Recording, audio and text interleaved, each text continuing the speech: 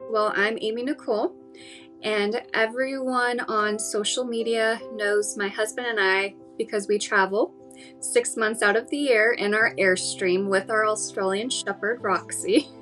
So we go all over the US and into Canada. He loves nature, I love nature, so we're like, with our jobs, we are like, what better way to, really see the world than do that and be able to take our little fur baby with us. So with my background in photography and he just loves nature, it's just a really good combo.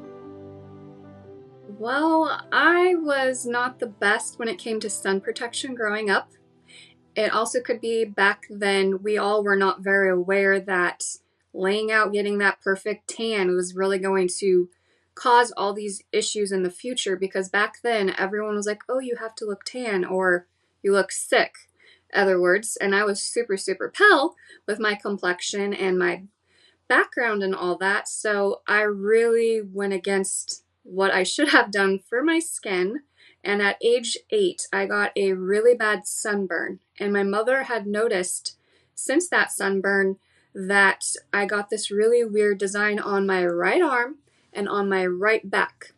It looks kind of like a birthmark. And she took me to the doctors. They're like, oh, it's fine. It's just a reaction to the sun. Kind of like a birthmark. But my mom's like, she wasn't born with it.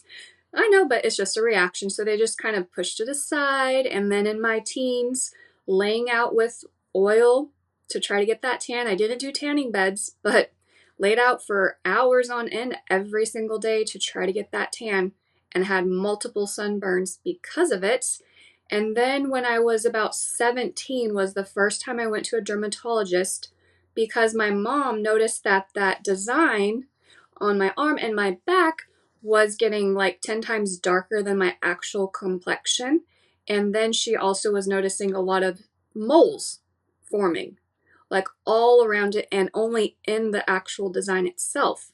So she's like, we need to get you to like a dermatologist. Like, what is that? She's like, it's a skin doctor and they're going to know what's going on. So they just started watching my skin at 17 and were doing biopsies, and they were coming back atypical dysplastic nevus, every single one of them that they had done, no melanoma.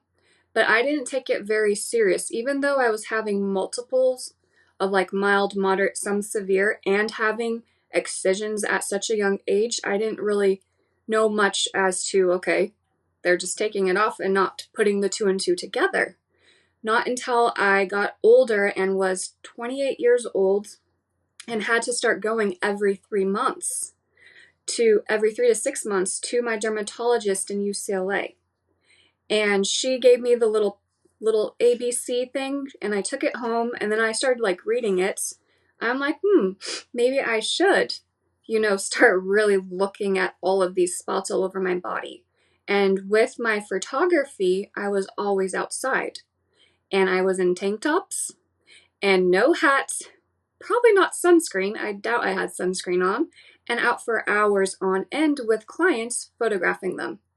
And so one day I started having this spot right here on my upper right chest itch.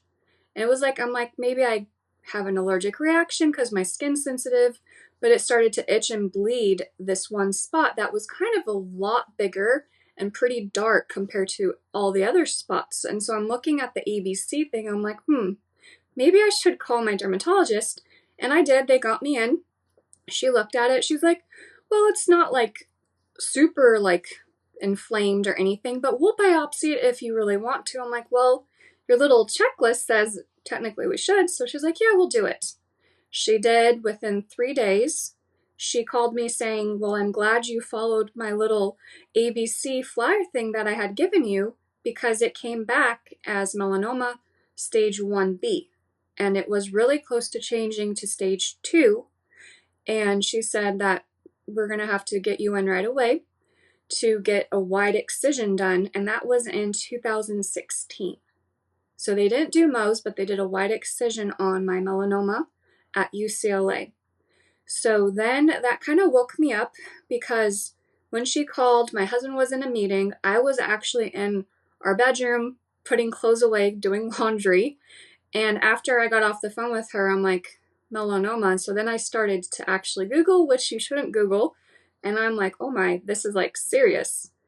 And then I started to really like shift my whole mindset of maybe I should start wearing the tank tops outside, put hats on, and all of that. So when they did this surgery, it was like a really good scar. My husband was able to be there with me.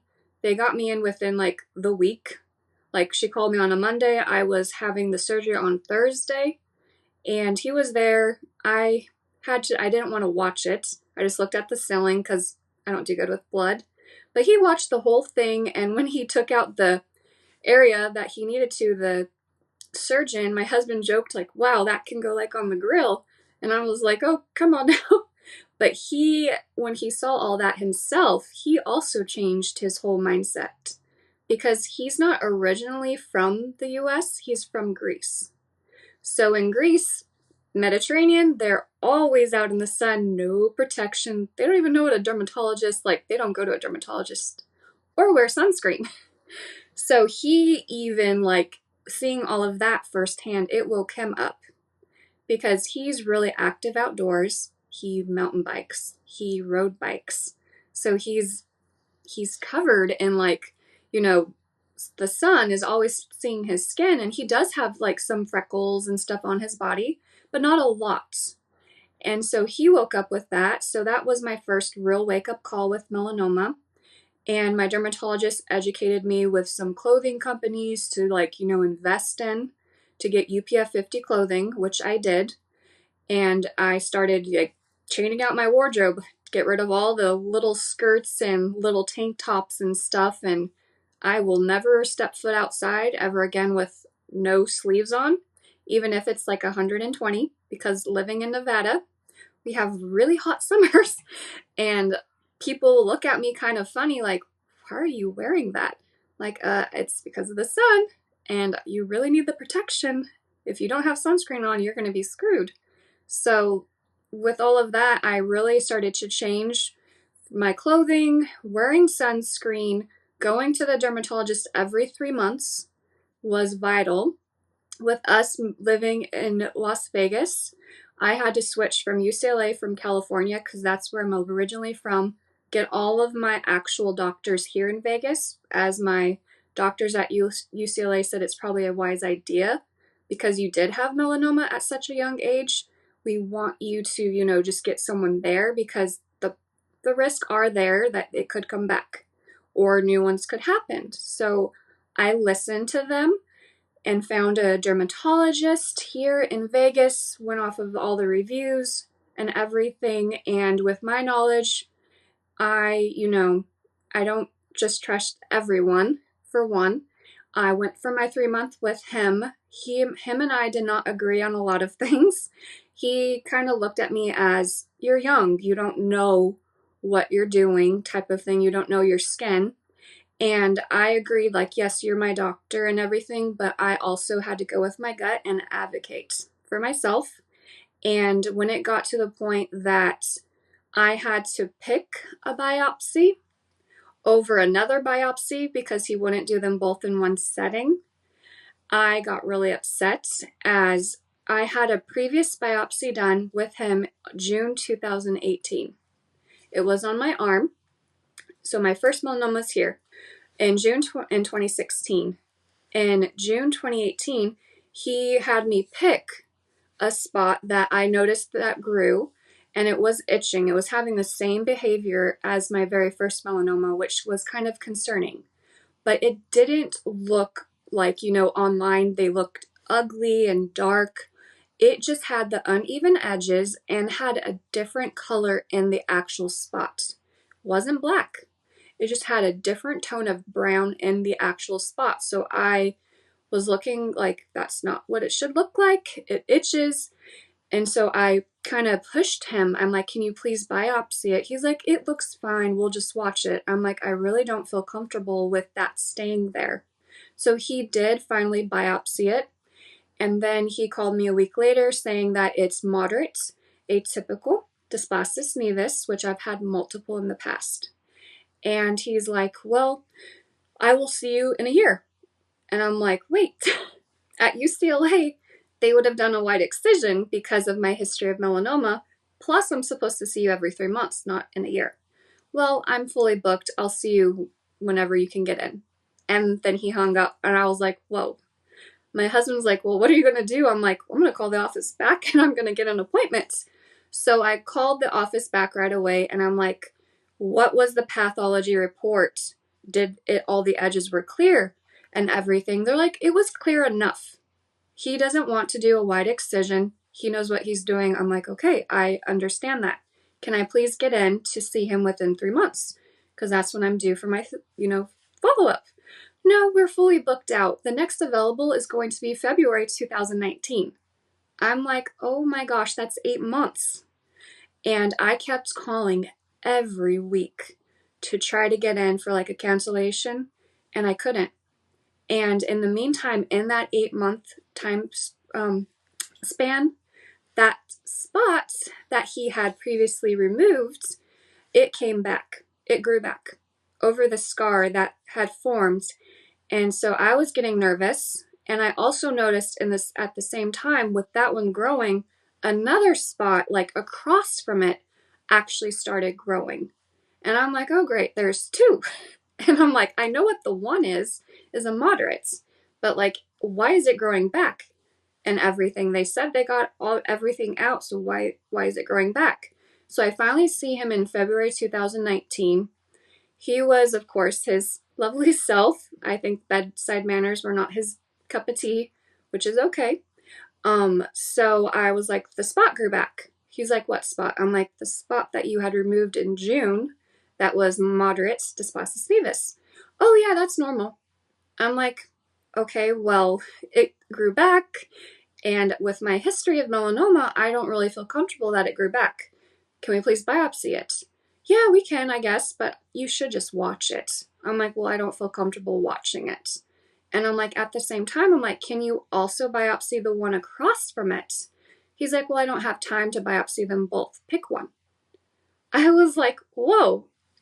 And like, my insurance covers both, but I understand you're busy, so I will pick the one that grew back. Since I know that was something, at least I can have like a peace of mind that it's nothing still. So I was like, okay. So he biopsies that one. I get a call from him within 4 days himself, not usually was like his nurse in the past and stuff. And he was like, oh, well, at least you pushed me on it. It's melanoma. And I'm like, are you kidding me? That one came back melanoma. It was moderate. And I thought, oh, the edges were clean. He was like, yeah, it's melanoma. And so I got upset, but I kept my cool with him. And I was like, okay, well, what stage melanoma is it? Was my next fear. He's like, I don't know. I'm like, you don't know? What does my path report you have show? Like, what's the Clark level? Like, my other melanoma had a Clark level of 3. What Clark level is this one? Like, what's the depth? Like, do you not know the stage? Like, it should be all right there. At least you could tell by the depth of it. Oh, I don't know. I'm going to refer you to a Mohs surgeon. So best of luck, and I will see you in a year. And I was like, oh my gosh. So I got transferred from his facility to another facility who are absolutely amazing. And I feel like everything happens for a reason. And I'm so happy that I was sent to this other facility to get the surgery because their type of care was like above and beyond. They took me in like right away. They explained everything because I go in there, I have no idea what stage it is. And like my fear is like, did it go to my lymph nodes? What actually has happened? So the Mohs surgeon, he was amazing. It took 6 hours to keep cutting because it was really deep. It was a Clark level of 5. So he said that one was more close to stage 2 than my first one was.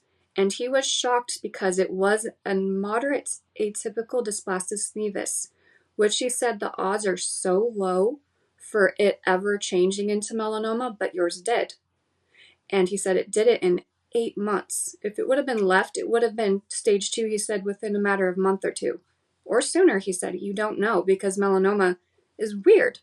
So he took it out, 6 hours of cutting until he finally got a clear margins all around it, stitched me back up on my arm. And while he was in the last round of cutting, I was like, is there any way you could look at the other spot that's like across from it? And he was like, of course. And he's like, I don't like how that looks. I'm like, thank you. That one has been kind of concerning me too. He's like, I can cut it off. Is there anything else you need cut off? Because I can literally cut off as many things as you need. I'm like, take whatever off, like any spots that you see off. So he did. And within a week, that one came back as stage A, melanoma. And he was shocked. He was like, okay, that's not good. He's like, you need to get established with us. You need to leave the other dermatologist because obviously he didn't have your best interest at heart. And I agreed. So I just moved my whole team to that facility, got a dermatologist through them, and I started seeing them every 3 months, not every 6 or a year, every 3 months. And that dermatologist, she's amazing. She actually was like, you need to get in with an oncologist now. I'm like, why? I don't have, it didn't go to my lymph nodes. It hasn't, spread. She's like, no, but in such a short time period, you've had 3. There's something going on that your body's producing them, and we need to get to the bottom of it. So the fall of 2019, which is that end of the year that I got the 2 other melanomas, because one I got in February 2019, and then a month later, March 2019 is when they found the other one right across from it. And they had to do Mohs with that one too. And so those 2 were back to back. So by September 2019, I saw an oncologist and then got established with him, did my first ever PAT scan. Everything was clear. There was no hidden melanoma, nothing, which was a really godsend. And then he was like, we need to do genetic testing, because I really feel with you having this weird design, there's something going on. So we did the genetic testing, and it did show I carried 2 cancer gene mutations. I don't know the names of them off the top of my head, but those 2 both carry very high risk for ovarian, breast, and pancreatic cancer, both of them. On top of, in that group, melanoma is very common for people with having those risks and those cancers, is what I was told. But on top of it, I have a connective tissue disease called Ehlers-Danlos, and it's type 6. And they have found links to patients that have had Ehlers-Danlos with the connective tissue disorder, that you are higher risk for having complications and issues with melanoma. Your body wants to produce it. There's a mutation, and my body is wanting to produce melanoma. So I have had to change my diet, not only my lifestyle with wearing clothing to protect me from the sun, but also my diets. Yes, there are some doctors are like, no, sugar doesn't feed cancer, and some will say, yes, it does. But my oncologist and the whole team that I have said to stay away from sugar, because yours wants, anything it can have, it will attack it and will want it to produce these mutations to produce the melanoma. So I have really low sugar intake. The only sugar that I get is from fruits, lots of veggies, making sure I walk daily. So if you have a doctor that you may butt heads with or don't agree with what they're saying, don't get defensive with them or question them personally. Do your research and get a second opinion. But don't stop thinking that you're losing your mind or overthinking. Go with your guts.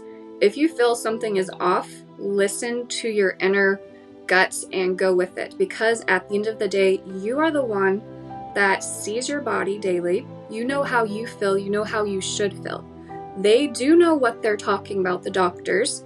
They have, for the most part, they don't want something to go wrong with you, but they don't see your body daily or know you personally.